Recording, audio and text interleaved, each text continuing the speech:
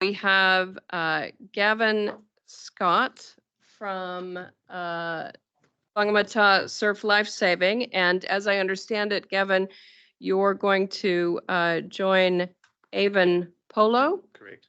Avan Polo from Surf Lifesaving. So Avan, you were allocated 10 minutes and Gavin, you were allocated 5 minutes. So altogether, you got 15. And I do understand you've got a presentation, so we've got that up on our screens. So how we're running this, we've got a timer that will remain up on screen so that you can see the allotted time for your presentation. Up to you whether you choose to utilize that entire time speaking or whether you would like to ensure that you've got time to take questions from counselors. So over to you, but at 15 I will call it. So when you've got 1 minute left, there will be a bell. Over to you. Thank you. Oh, right side. And it should turn red on the, there you go. Yes. Well, thank you very much. And it's an honour actually to be here and represent the organisation. And with Gavin Scott, who is the chairperson of Whangamata, we thought we could bind our presentation to make it both easier on you and us and go through it and then allow sufficient time for questions from what we present. So the slideshow, I'm just going to leave it on that one page and I'll speak to my presentation through notes that I've written, so that way I don't digress and chew up too much time. And then Gavin will go into his summation in terms of what he wishes to highlight from a club's perspective.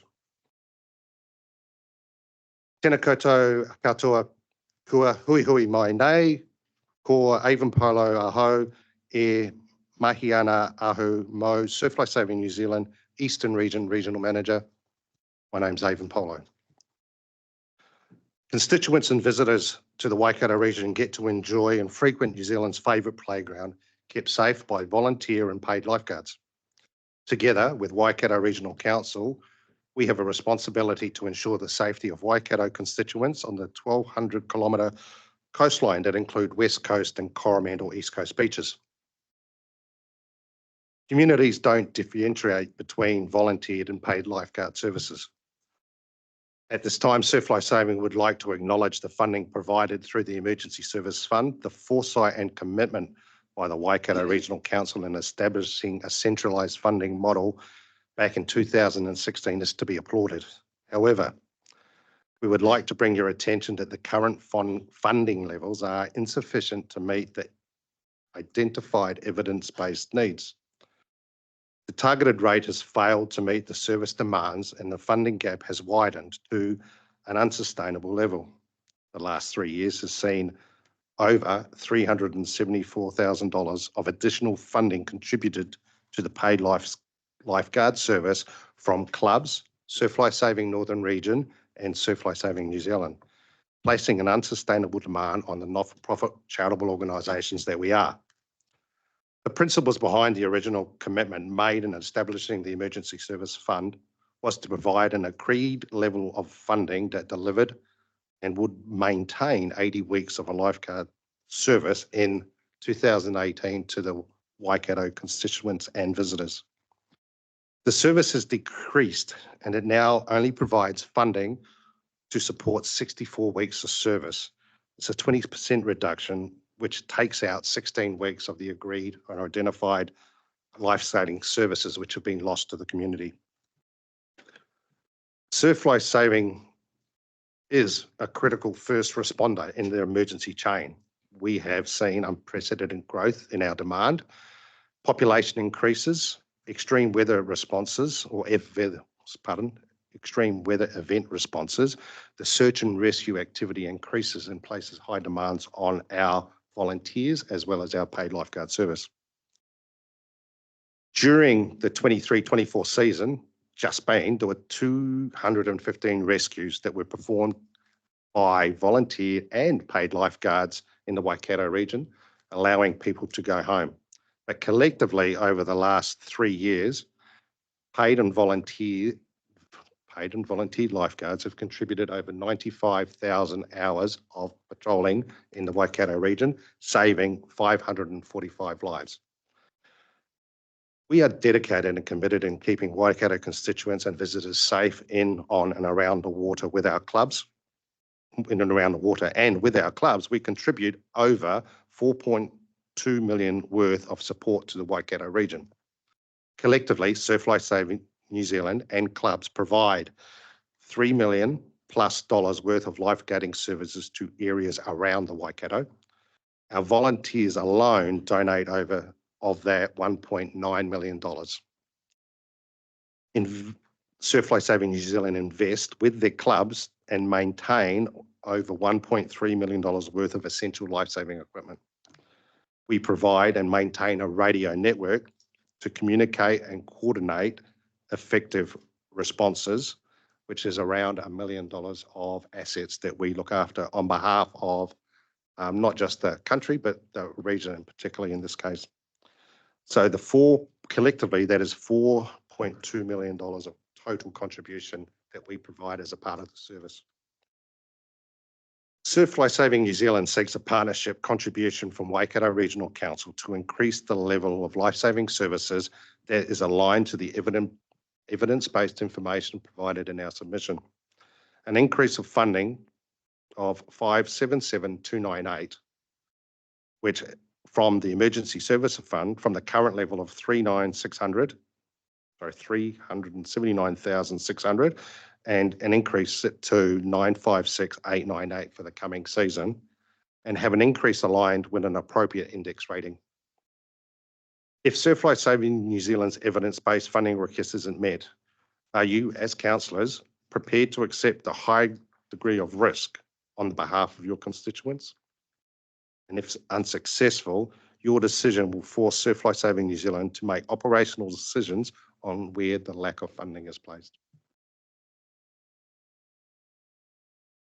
Okay, thank you, Avan.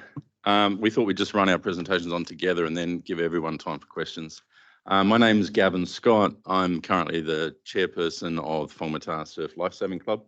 I've been involved as a board member of the club for the last decade. The club's been running for 75 years. It's been my honour to serve it. It's a volunteer role. Like most of our activities, we're volunteers. I just want to also, like Avan did, acknowledge the existing funding model that was put in place in 2016. It's certainly simplified things, and it's also been fair, particularly in terms of the Thames Coromandel region, where we have 6 times the number of people that live there coming in over summer. Whangamata some days is the busiest beach in the country. We have 250,000 on average visitors a year. So it's a big operation over that period of time.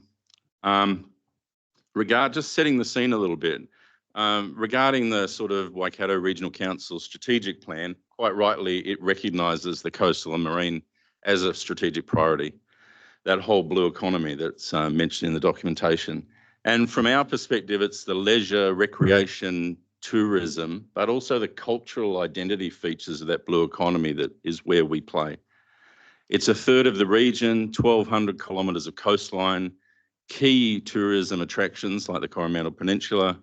And the councils, both yourselves, not as much, but the district councils spend a lot of time in protecting the beach environment and also facilitating that recreation at the beaches. 50% of New Zealanders use the marine and waterways for their leisure activity. And the Coromandel region, as I said, swells by 6 times at Christmas time, the population, as well as 2 to 3 times generally across that summer holiday period. We see beach safety and surf lifesaving as a critical enabling role for that blue economy, particularly the resilience of it, and as well as the well-being and the safety of the people that use the beaches. That has been historically recognised by the councils in the region. They've always historically made a contribution to the weekday lifeguarding over that peak period. Putting that in perspective, 2/3, as Avan said, of lifeguarding is free, done by volunteers. This peak paid period is just for that critical period over summer, bit longer for Hot Water Beach because of its big tourist profile. We And that service, that paid service, it's also important that those guards use our equipment that's funded through the volunteer model. 30% of our funding is provided by the current Crown grants that came in a couple of years ago. That is only for volunteer lifeguarding. We cannot use it for this paid service, and it's only 30% of our yearly OPEX. So, and from my perspective, there's a huge amount of facilitation of beach going within the region. It's seen as very important for people. And to put it in context, is you think about a community pool, you wouldn't build a pool and not lifeguard it. What we're doing is we're promoting the coastal zone without adequately providing safety collectively. And I know that there's arguments about who's responsible for safety in the coastal zone. You know, I can't solve that as part of this conversation. This is the funding pool that's available to us at the moment, put in place by previous councils, and it's worked well, but it's less than 50% of what we see as the perceived need at the moment. Not for our beach, I'm talking for the whole of the Coromandel and the broader region at this point. From a club's perspective, what this paid lifeguard service allows us to do is meet the needs of the communities, visitors, residents, that big summertime influx. It reflects the risk profile that's been independently assessed for the beaches on the Coromandel. And it also, secondly, it gives its retention and development for our lifeguards. The lifeguards across the region are probably aged between 16 and 22. They don't tend to live at the beach suburbs, which are quite small rural towns, but they might have a holiday house there. So they travel all those weekends to do their volunteer service, and give their time. Oh, time. Okay, I'm going to keep going a little bit longer. 4 minutes, okay. And it also removes, so it's seen as the top gun for our guards. We have our best guards on this service. They train the younger guards. Also, as Avan said, it removes a funding risk for us. Our annual funding is uncertain and annual, yeah? It's very hard to do the sausage sizzles we need to do this. Just for Whangamata, the South Beach has never been part of this program. We pay for that ourselves out of hard-earned sausage sizzle, shaking the bucket activities. As Avan said, the scope of service is evolving. A lot of kids in New Zealand aren't taught to swim anymore at school. We have a lot of tourists. The risk profile on the beaches is going up. And the funding doesn't reflect the service we provide.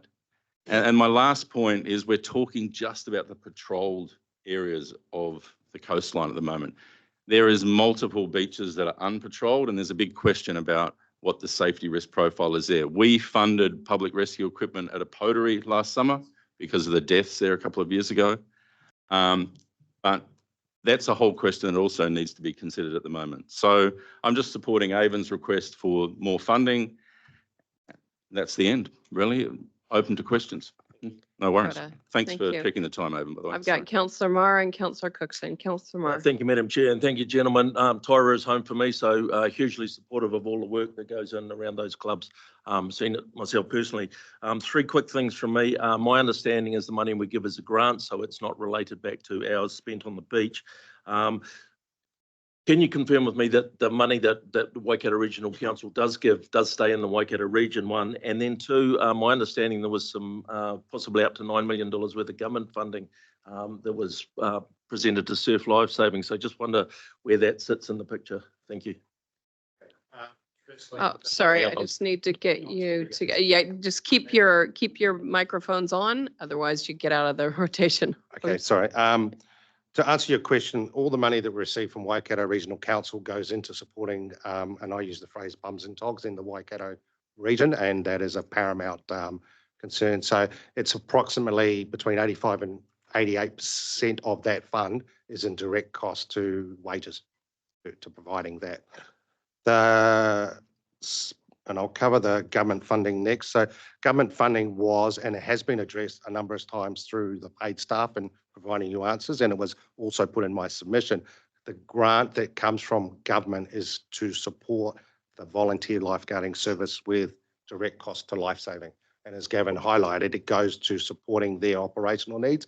As a region and as a regional manager, I do not have access, or can I ask for regional money support from that government funding. It goes into lights on, updating their equipment. And as I highlighted in my presentation, the equipment that we take or borrow or loan from the clubs is the partnership approach that we seek. And that's what they give us.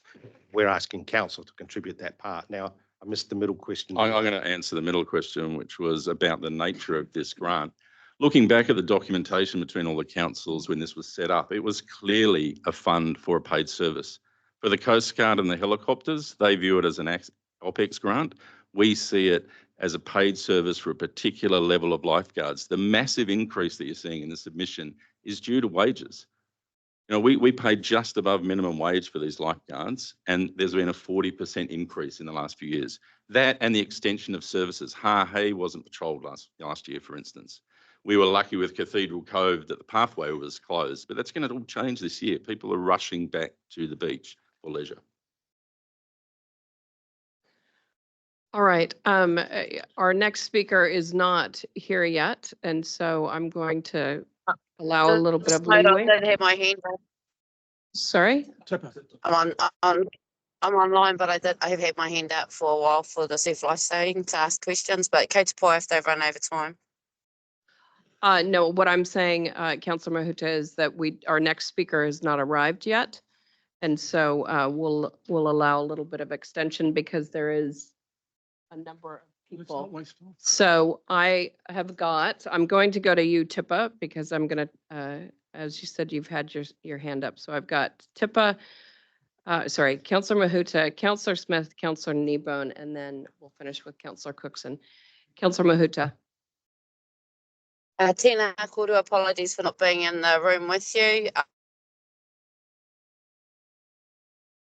We've started this way of funding. Question, has funding it regionally meant that there's less charitable giving in the districts? That's question one.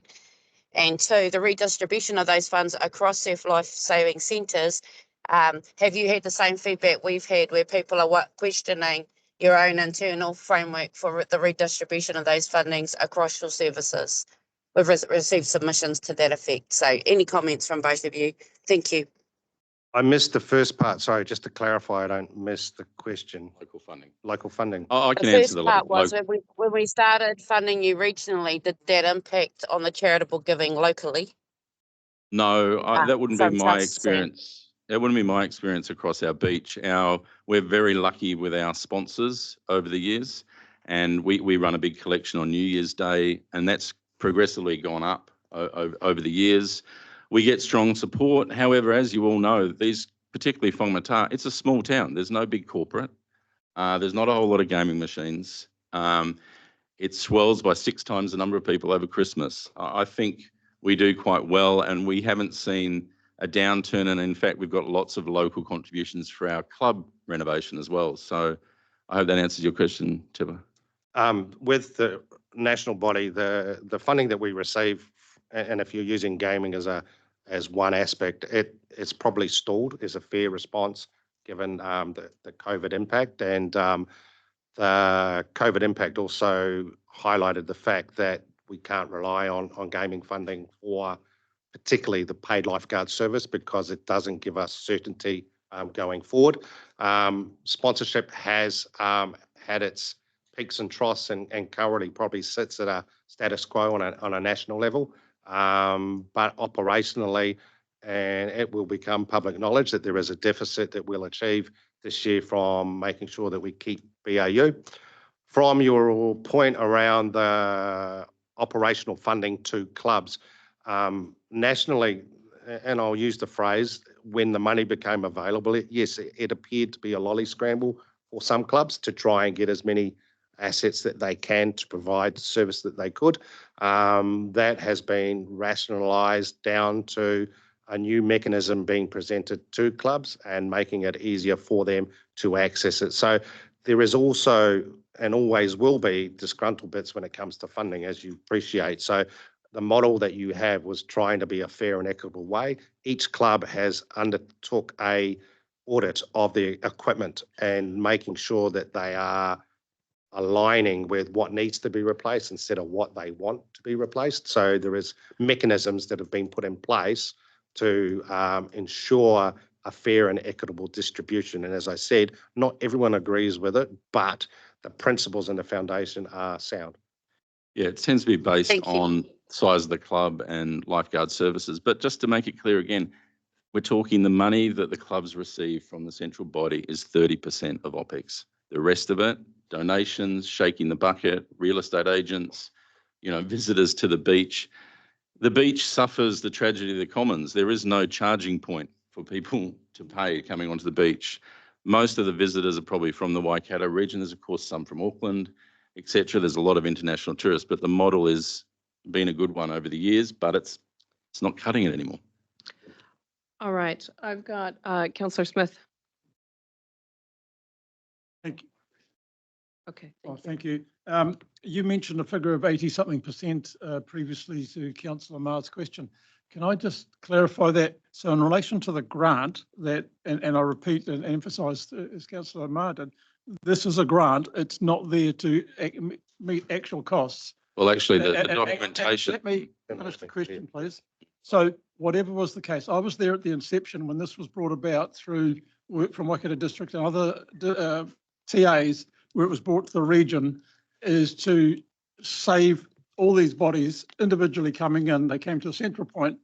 And so whatever your perception was, I remember what we set it up as. The reality is this a grant, and is that grant going 100% once it's received by Surf Lifesaving to the clubs, or is there someone clipping the ticket and taking costs out at the central point? And if so, why? There is no clipping the ticket going to national body. It's the money that we receive from Waikato Regional Council is to support the services that we provide in Waikato Regional Council, full stop. The fund is dispersed amongst wages, and then there are what we have supervisory costs. So there is an active supervisor that works the Coromandel beaches to ensure quality control is maintained. There are consumables that fund and pay our activity in providing those services that are all made up and provided in the report that we give council. So we account for every cent. And last season alone, I know from a Surf Lifesaving New Zealand perspective, we added an additional, which I haven't got the figure right in front of me, but it was a significant amount, over $80,000 worth of funding from the Surf Lifesaving coffers. Whangamata had put in over $30,000 to ensure the safety. So we are propping up. Now, our interpretation, and it's our interpretation from the fund and the principles that the foundation of the fund was set up, was to provide certainty of services to the territory, local authorities and their communities, honouring the current promised levels of service. Now, those services have diminished based on the fund remaining as it has. That has impacted what we are able to provide, because there is no magic wand for Surf Lifesaving New Zealand to seek additional funds to support a paid lifeguard service. Funders, commercial or philanthropists, don't just hand out money for something that they perceive as a bottomless pit to give. So the responsibility that the organisation as Surf Lifesaving have is that the beach paid lifeguard service sits at currently at the local council's responsibility. If that isn't what you agree, then we will support you and stand beside you if you want to take it to central government. But right now, what you give us is what goes on the beach. And look, I really appreciate No. your comments have clarified the issues, I think, well, so thank you very much. That's Thank okay. you. Thank you. Councillor Cookson, do you want to thank our presenters? I'm a surfer at Waihi, so with Surfing for Farmers. So and Mike Meady is one of the members down there. So I totally understand, the input that you guys have in your communities and the value that you give to all of the community when they turn up every weekend and every weekday on those beaches, and the pride those younger members that you're bringing through. And my daughter was one of them that you're training to be lifeguards is really amazing. So I totally take my hat off to you guys for the everyday input, and how you're getting these young, like some of them are becoming young leaders in the community, and all sorts of great things that you guys are doing out of your own goodness, So thanks very much, and we thank you for your submission, and we'll we'll definitely listen to what you've said. So thanks very much. Just to, Thank just to make comment on that. Very, very quickly. I Yeah, need to call. one of the Avan. things that we pride ourselves on is developing young people into great New Zealanders, Yeah. and they take active leadership roles within their communities. And it doesn't just end up in lifesaving; they Yeah, go on to it's worth do meaning. phenomenal things. So, Thank you. thank you. Thank you very much. Thank you. Thanks. Thank you, All everyone. right, counselors, we're now going to move on to Jane Landman, who is representing SEKCA. This is on page 185 of your agendas. And Jane, you have 10 minutes to speak on behalf of your organization. We have the timer on the screen. We will ring a bell when there is 10 minutes left in your time slot. If you want to ensure that there is time for counselors to ask questions, then you need to allow for that within those 10 minutes.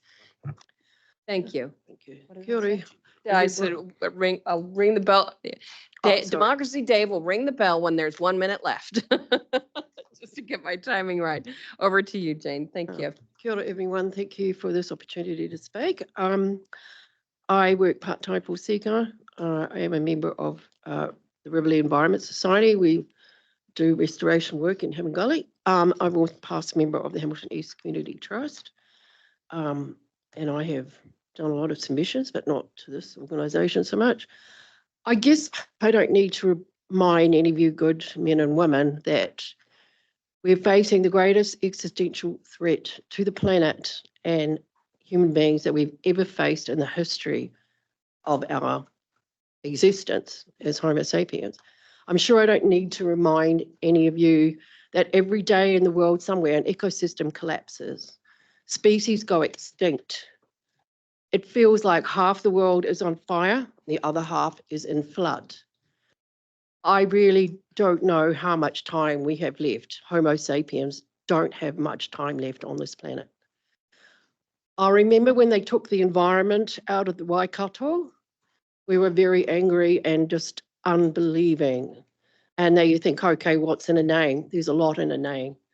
And I think that spoke to a slight deviation to the work of this wonderful organisation. I really hope that's not the case. So I'm here today to urge you to do everything you can for the environment in this region, for the world, for the planet, for us, because we're not, I don't know how much longer we've got to stay here. Yeah, and I'm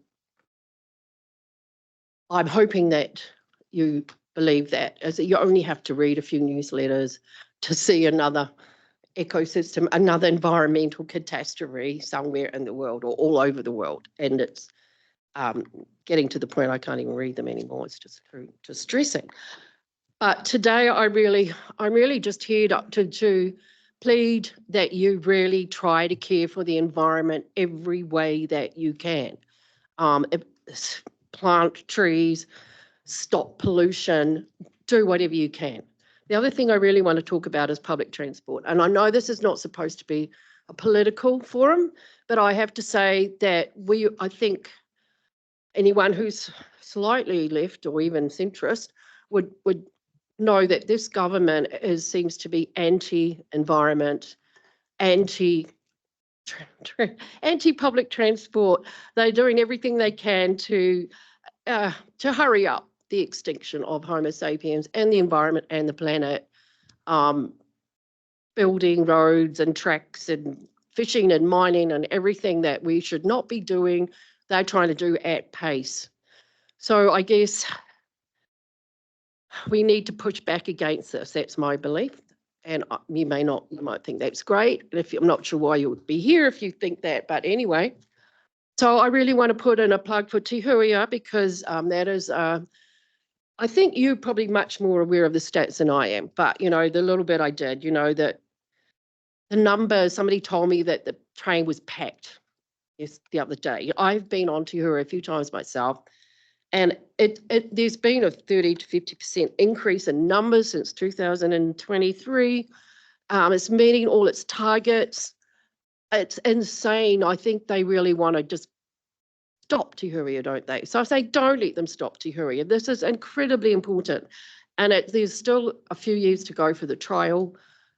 It's working. We know it's working. And it's the first time I went to the Strand, there was nothing, just a metal car park, which was fine. Second time I went, oh my God, there's a whole station. There's like, everything.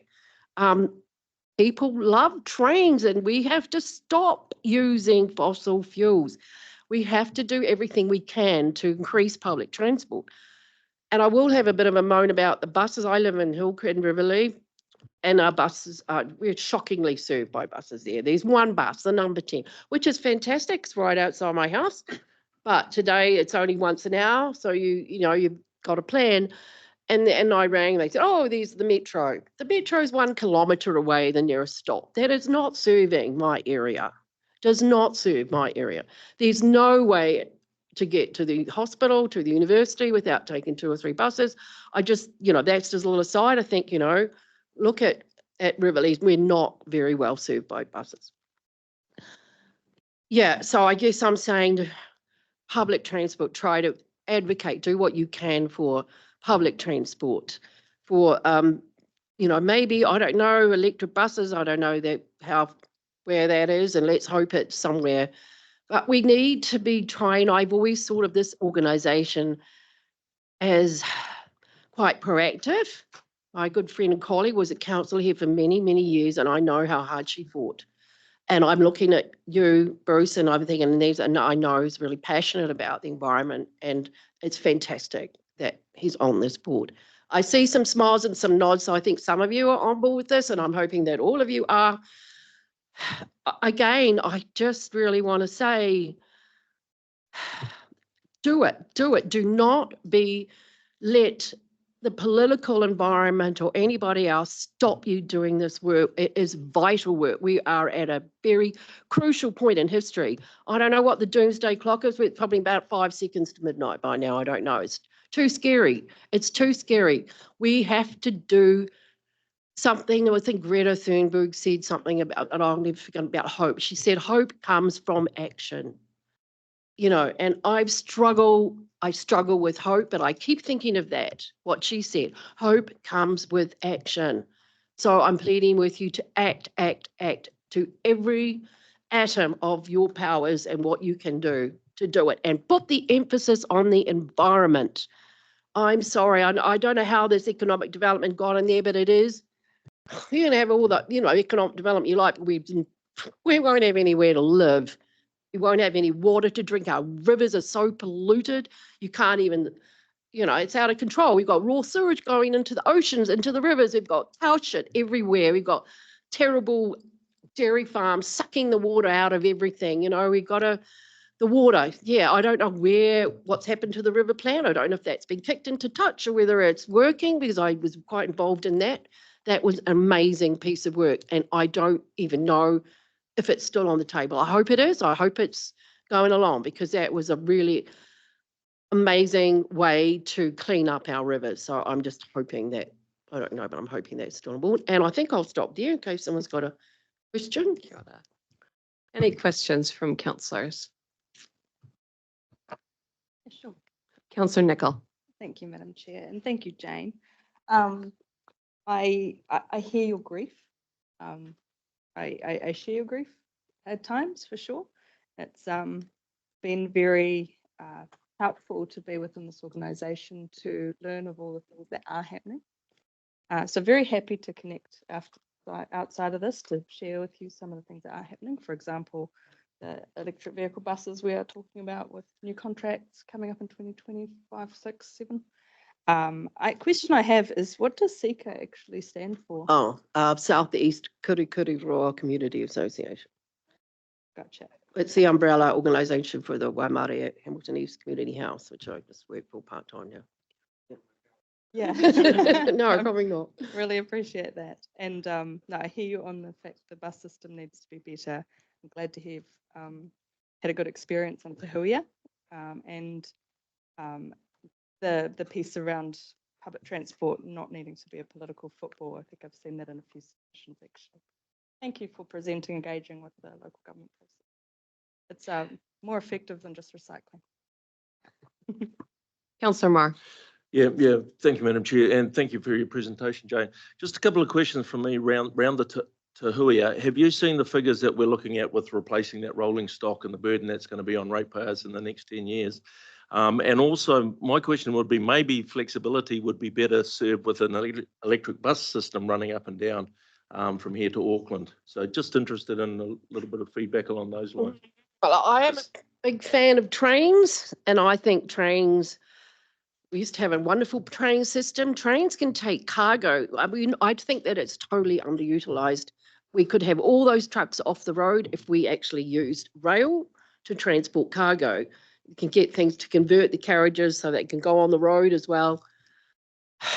I think maybe try to make them greener, but no, I can't say I agree with you that. I think you can get a lot more people in a train than you can on a bus. And no, that just doesn't make sense to me. I certainly support your comment that rail should be for freight. Thank you. And freight and people. Thank you very much, Jane. Much appreciated. Any other comments? Anyone, do you want to thank? Councillor Clarkson, would you like to thank our presenter? Yeah, look, thanks for coming in, Jane. Look, and thanks for your submission and your passion, but most importantly, your service to the community over many years. We all know what you do. It's an amazing role that you've been filling for a very long time, and we really appreciate hearing from you here today. Thank you. Thank you. Yeah. I thought I was past this, but every now and then I just think, no, I have to. Thank you. Very good. All right. Next up, we have Justin Connolly. So Justin's submission is on page 985 of your agendas. All right, Justin, you have 5 minutes. So we will ring the bell at 4. If you would like more time for councillors to ask questions, then I need you to shorten up your presentation to allow for that within the 5 minutes. All right, over to you. Thank you. Kia ora tātou, and thank you, Madam Chairperson, Councillor Laws. I'm Justin Connolly, and I'll take my submission as read. I know your time is very precious, but just want to note a couple of interests I have. I'm sometimes a contractor to Regional Council, and I'm also a member of the advisory board for the Waikato Wellbeing Project. So I'm not wearing either of those hats today, obviously. I'm here in my personal capacity. And I'm also the chair of a national charity called the Wellbeing Economy Alliance, Aotearoa. So some of the thoughts that go into that come through in my submission. But I'm here as a person. I just want to focus on 3 components of my submission, I guess in summary. So context, public transport real quickly. I know you've been hearing a lot about that, and Te Waka. So the context that I outlined in my submission was around this tension with the pressure and the need for desire for rates reductions, cost of living crisis, all of that kind of stuff. But this very real need to recognise that counterintuitive relationship with that being the result of exactly that activity and that pressure over preceding decades. So now is exactly the time to be needing to continue to invest. And it seems counterintuitive, but it's a very obvious thing to me, I think, in terms of more of the same won't get us where we need to be. So I applaud your leadership. Leadership is hard. Thank you for being leaders in that space. And in terms of public transport, just want to quickly acknowledge not so much the detail of public transport, but just more the concept that public transport benefits more people than just those that are using it. So the point there I think I made in my submission was around going for the wider catchment in terms of rating, because people, even if they're not using it, might benefit from reduced traffic. You know all this. I do know anecdotally somebody who drives from Parongia to Te Awamutu to catch the train, to catch the bus in, my mode, right? So there's definitely those sorts of things going on. And also my wholehearted support for Te Hui. I use it when I can, when I go to Auckland. Just speaking to the last person, I think rail is very much for people as well. It's about reducing traffic. If you're a bus, you are still traffic. So it's about getting people onto the trains, and you know all that as well. It is not political, but I do want to say it is. I think it is very. I have great personal shame in finding the fact of catching a train a political statement in this country, and I say that to people from all across the political spectrum. I think it is a national shame, and I think we need to get over that in order to be able to move forward. I just want to live in a developed country. I'll spend a moment talking about Te Waka as well, and perhaps that's where I put my main focus in terms of, I note your concerns, or intuit your concerns around Te Waka from your submission document. I think they have a really important role. I also think it needs to evolve in terms of what they do and some of the thinking that sits behind it. It needs to evolve beyond traditional economic development. So that's, kind of more GDP dollars focused. There is a very real conversation internationally in New Zealand around reframing the way that we view economics. Economics is how we provide for ourselves and each other. So there is an opportunity that Te Waka could step into and help lead that conversation. I think they would need to grow capacity for that. But I put in some ideas around maybe helping develop, a future economically fit framework for what development is in the future, not necessarily growth.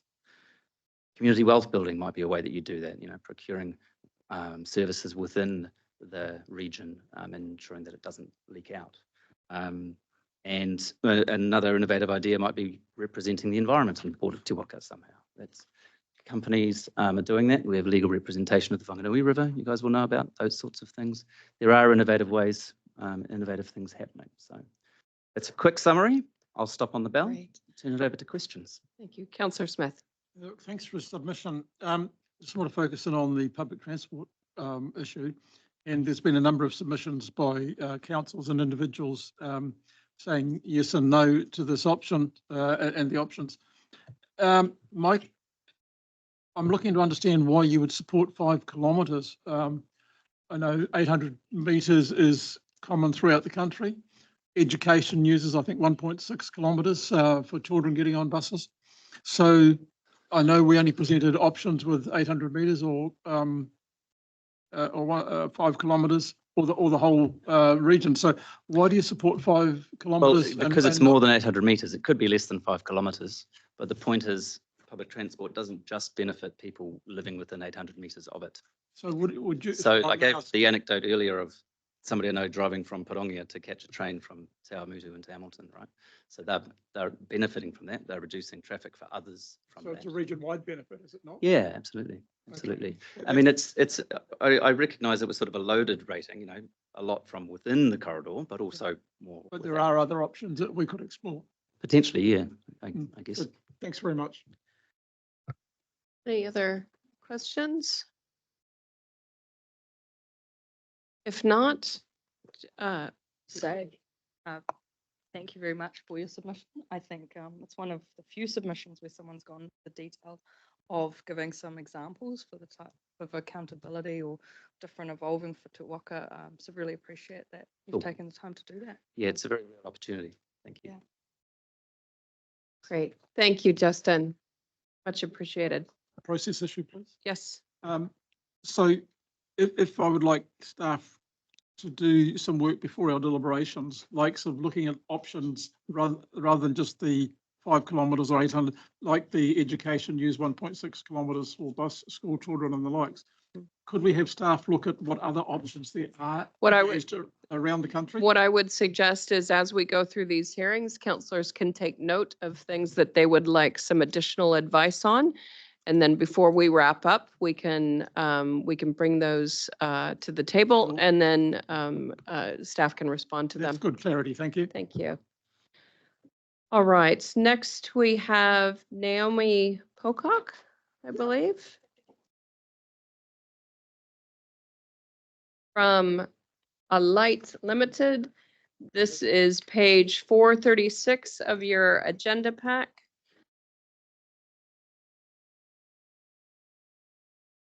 All right, Naomi, as you're representing an organization, you have 10 minutes.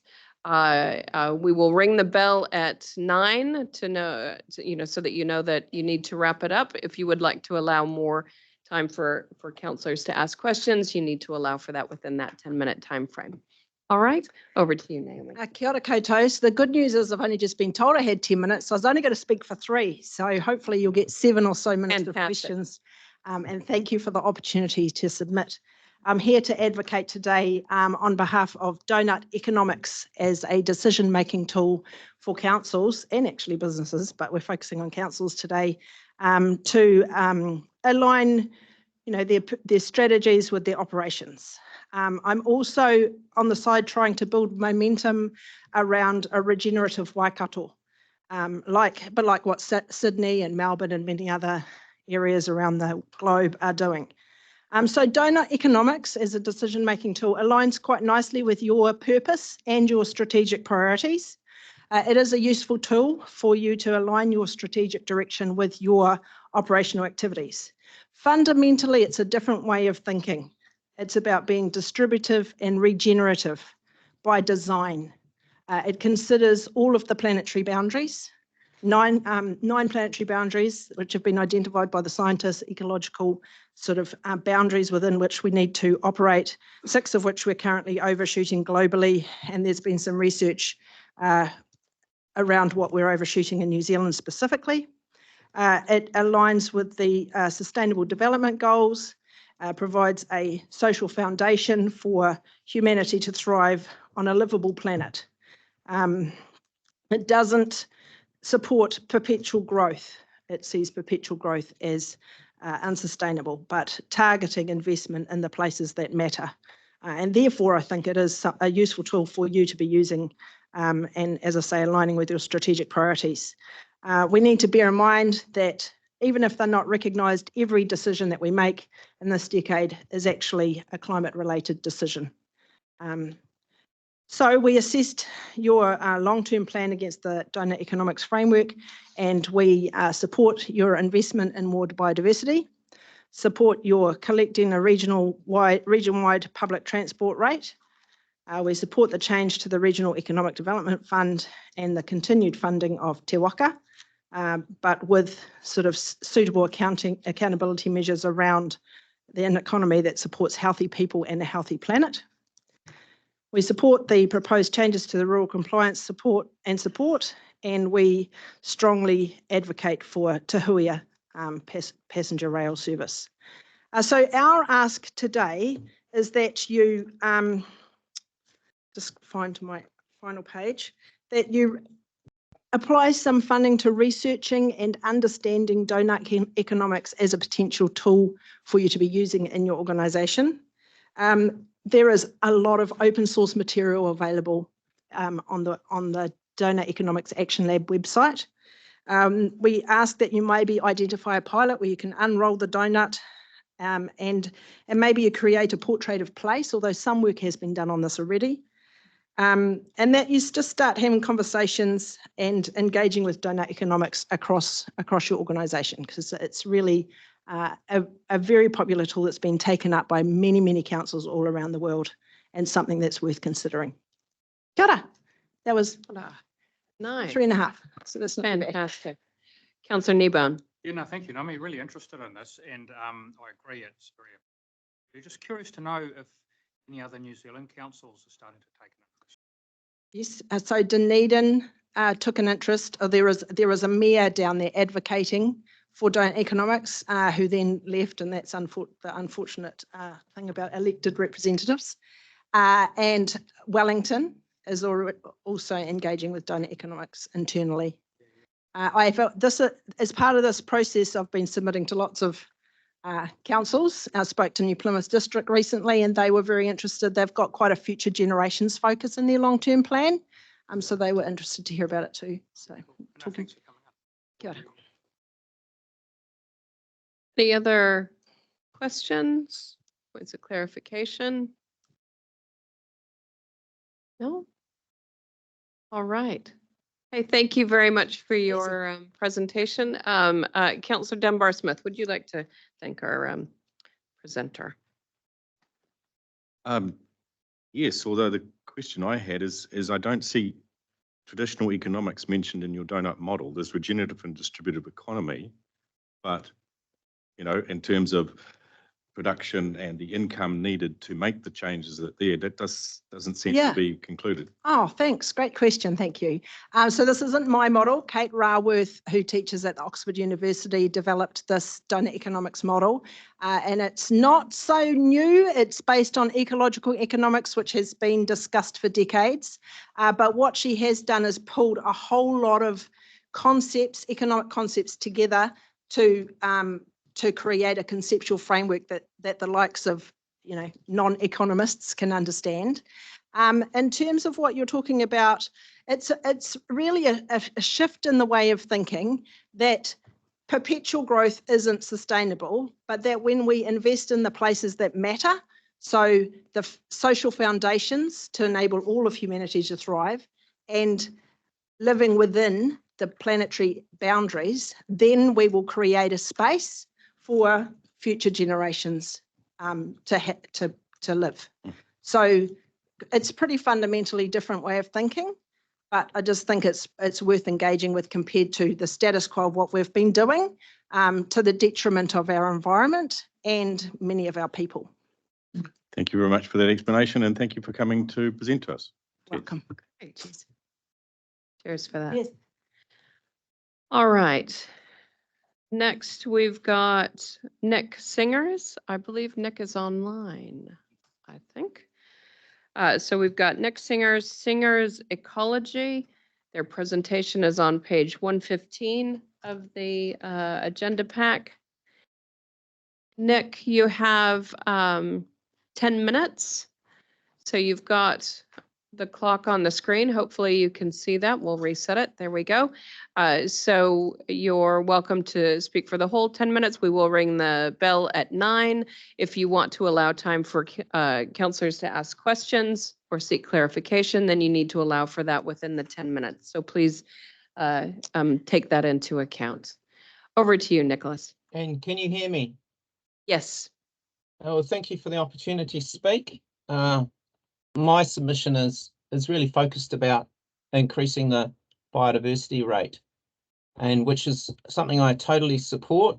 Just to give you some background, I'm a freelance ecologist. I'm based in Turangi, so in the Waikato region, and in a rural part of the region. So I have very much to do with small communities, and I have lived here since 1998. So I have a pretty good understanding of the limitations of small communities, I suppose.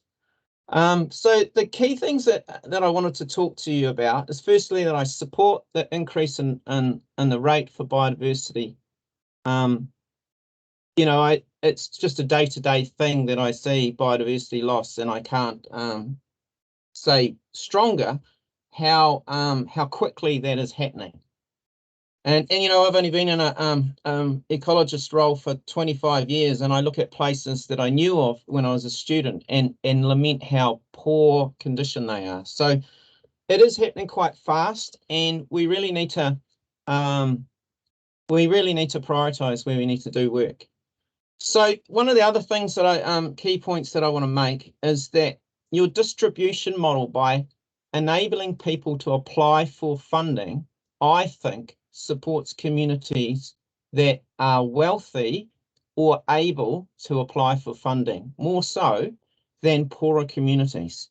And so I do think that the way that you provide funding creates inequities, or it may be just that smaller communities just don't have the capability within the community to actually even engage. And that's really unfortunate, but I think that is a reality. And what that probably means is that you will be getting lots of funding applications from well-established conservation organisations and well-resourced communities and landowners. So the second point I want to make is that other regional councils have gone through processes where they prioritise biodiversity, and they've looked at what their responsibilities are in regard to other agencies, and for example, the Department of Conservation, and then prioritised what are your priorities for the Waikato region. And I know that your staff have already done some of that sort of work. And I also want to make the point that some of the Waikato regional staff are probably better placed to spending some of that resource to getting the best outcomes for conservation and the environment. So that's a key point that I want to make, is that I want you to really strongly consider how to allocate that funding, and whether that some of that spend could be actually be driven or implemented by the organisation rather than giving it all out to the community. So yeah, the key parts of doing that is having a biodiversity strategy that systematically prioritises ecosystems and species, and you can also bring in communities into that as well, and you can do that across the region. Then look at how that complements other organisations, and then identify where the best fit is within the region of what you might want to focus on. So, for example, I think what that would do would be focus your management to the lowlands and wetlands and dunes and some of the more developed places, rather than the hill country hinterland where perhaps that responsibility primarily lies with the Department of Conservation. That doesn't mean that you wouldn't be able to, you wouldn't be actually delivering some of that work, because some of that work will be supporting your biosecurity strategy anyway. So that's pretty much a nutshell what I'm advocating for, and I open it up to questions. Any questions from councillors? Please. Councillor Marr. Yeah, thank you for your submission, Nicholas. You've hit the nail on the head. We are reevaluating how these funds are applied for and sent back out. What I would suggest is that, so Thames Coromandel is my constituency, and we have been a benefactor. A number of organisations within my constituency have been a benefactor of a number of these funds. But I guess talking to the small scale community type funds, that they aren't wealthy groups. So I'd just like to make that point quite clear. They are heavily volunteer, obviously, and I know the amount of work they do put into submissions to attract some funding out of a grant pool that isn't very large overall. So yeah, the more you can get information out and present a really good case for your smaller groups is really helpful. But as I say, really interested in your submission today and your thoughts around how to better distribute that. So thank you very much for that. Councillor Clarkson. Yeah, thanks, Nick. Good to see you online. Thanks for your presentation. Just a couple of things. The council is, of course, following some of the guidelines of the National Policy Statement on Indigenous Biodiversity that are still in place, and that includes the development of a regional biodiversity strategy.